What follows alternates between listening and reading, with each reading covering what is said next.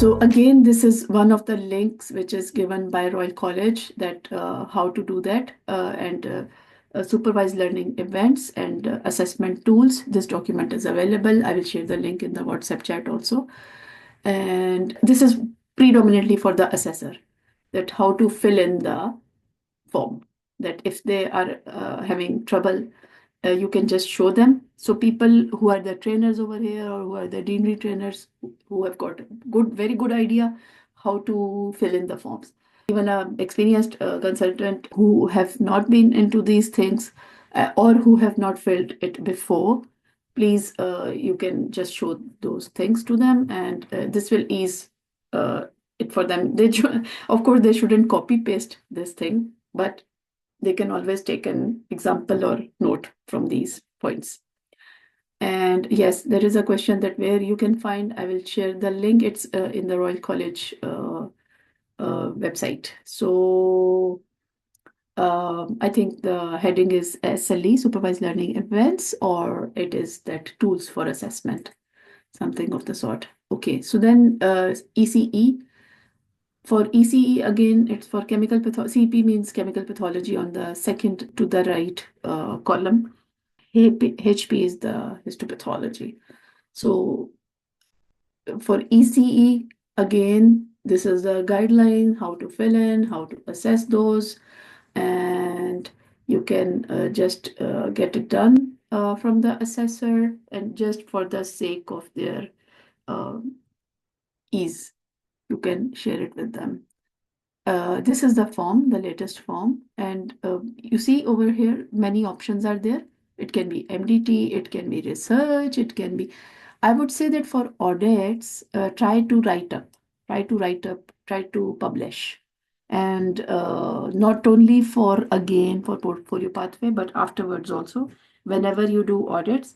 So many journals in maybe subcontinent and otherwise, or Middle Eastern, or they are really, they do take very across the borders the data, and they want good quality data to publish, especially if you have done some QIP, quality improvement project.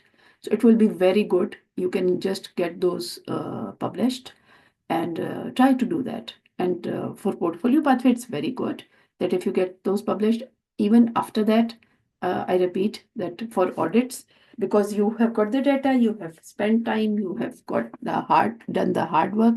So try to get those published. So you can, for ECEs, you can do the presentations, you can do management or governance meeting, you can do clinical error or incident reporting.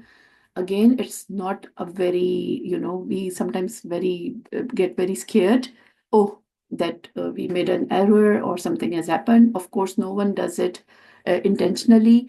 I always say that don't try to intentionally hurt anyone, or don't try to intentionally make a mistake which will cause patient safety jeopardized, or make issues with that, because we all are human beings and we do tend to make mistakes. So and if a person has made a mistake sitting next to you, do not reprimand them. Do not try to be as humane as possible. Try to be as understanding as possible. So these are not difficult forms, just for the sake of ease, that these are very easy, but you have to, these are mandatory part of your portfolio pathway application. So just fill in those. So you can even, a review of trainees, independent reporting, meeting with relatives, for example, perinatal pediatric, that might be a bit difficult. However, referral letters, if you write for the nature of event, so second opinion letters and those things. So I will cover the communication in the next session also, but these are not very difficult to do that. And stage D, again, they have given examples that initiate the referral, write the referral. So you can do that. You can ask your assessor to fill in for your audit presentation. You can ask for your poster presentation. You can ask for MDT case. Over here, if you see, for the last one, review cases for and present a complete MDT. So it's again very easy.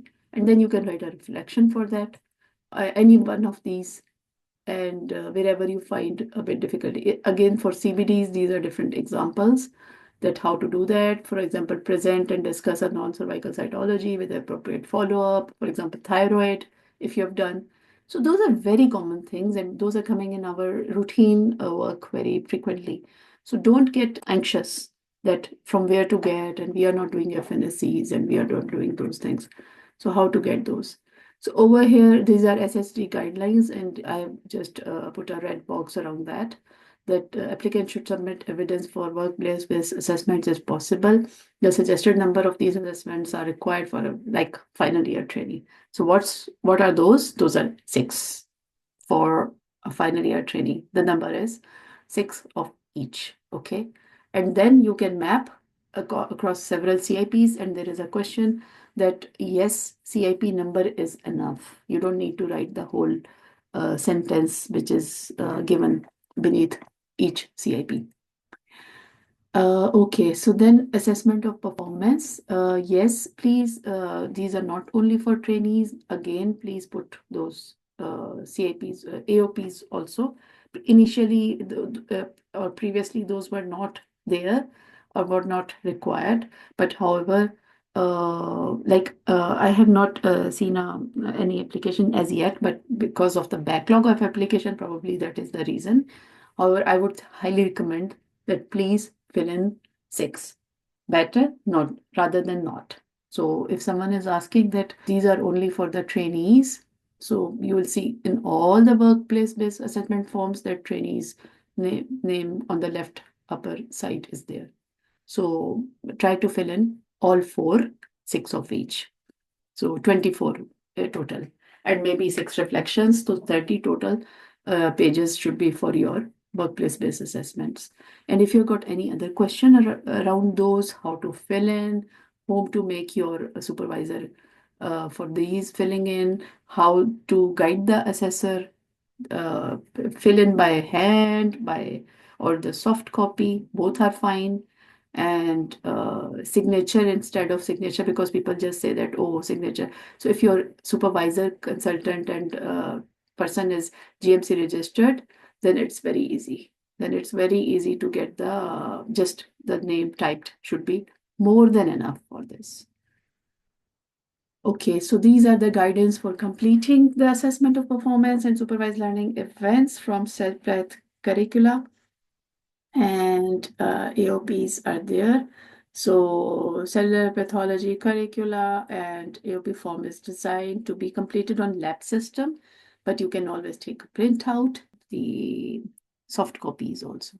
So no need for a lab system to be mandatory. And SLEs are also formative, face-to-face workplace-based assessments. And so following the assessment and feedback, you can do that. So formative assessment means that it's an ongoing assessment, and it's used to guide the learning by providing feedback to the trainees or the even locum consultants like us.